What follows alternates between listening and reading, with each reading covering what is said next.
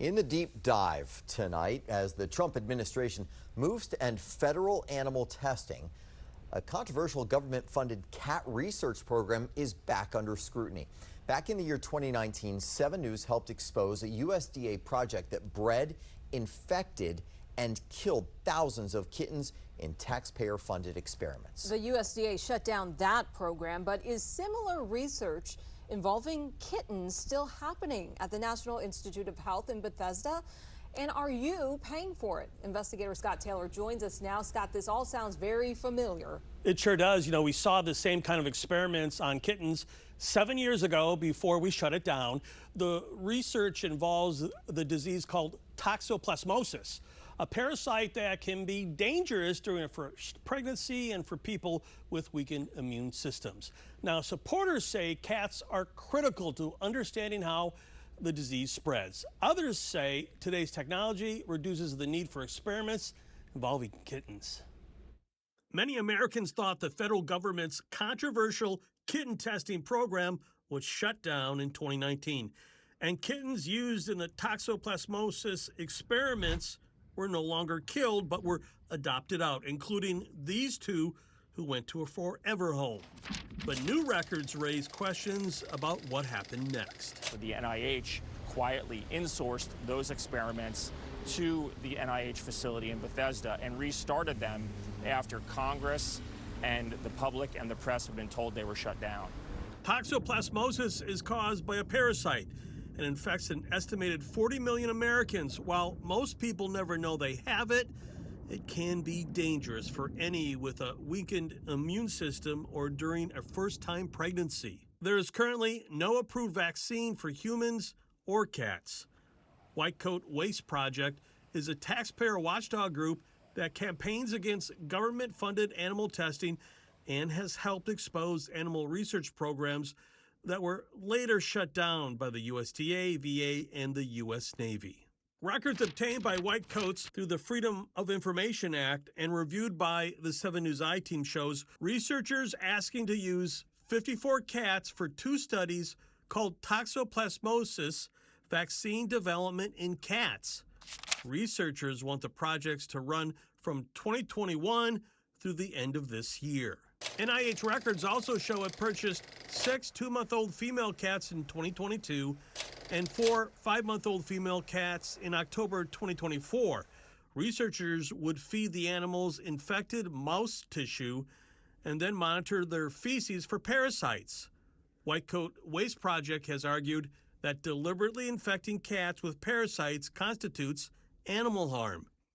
NIH researchers, however, state the cats are not expected to experience pain, distress, or clinical illness, but as there is a rare risk, less than 1%, that the infected cats could develop pneumonia and die. Since 2019, the playing field in this type of research has significantly changed following the Trump administration's backing of alternative testing and lawmakers on Capitol Hill demanding a better balance between medical research and animal welfare. Dr. Thomas Hartung directs Johns Hopkins University's Center for Alternatives to Animal Testing.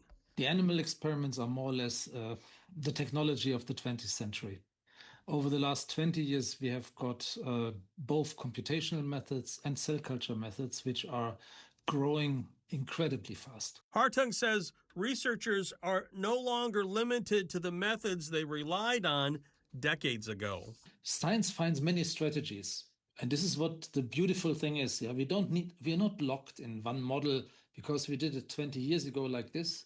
We have now technologies to do it faster. But Americans for Medical Progress, a group that supports responsible animal research, says cats remain uniquely important in toxoplasmosis studies, and some aspects of the disease can be studied using mice and other methods, but no non-animal model can fully replicate how the parasite spreads.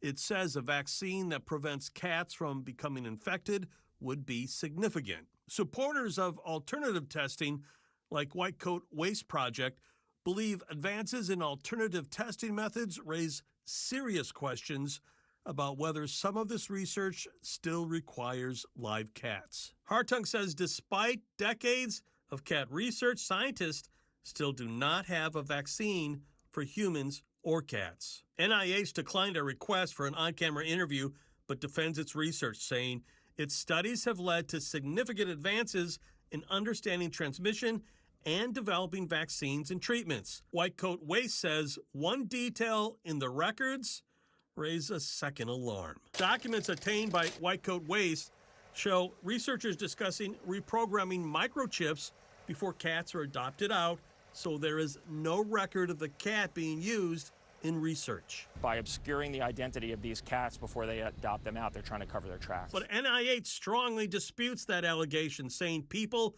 who adopt research animals are informed about the animal's background. Well, so far, NIH hasn't confirmed or denied the kitten experiments are going on, even though records show the kitten research remains approved through the end of this year. A bill that calls for defunding all painful cat and dog experiments at NIH is now headed to the House for debate. For the I-Team, Scott Taylor, 7 News.